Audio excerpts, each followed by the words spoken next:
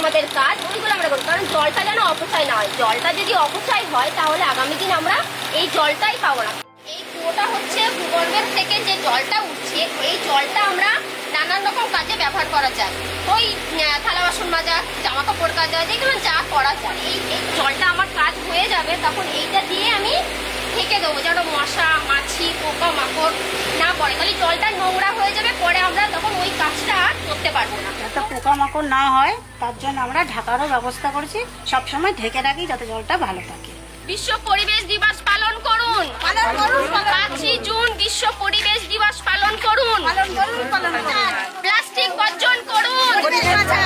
স্বচ্ছ গ্রাম, স্বচ্ছ গ্রাম। অকারণে খোলা কল, অকারণে খোলা কল। জল বাঁচান, জল বাঁচান। আজ 5ই জুন বিশ্ব পরিবেশ দিবস। আপনারা পরিবেশ দূষণ করবেন না, যেখানে সেখানে প্লাস্টিক ফেলবেন না।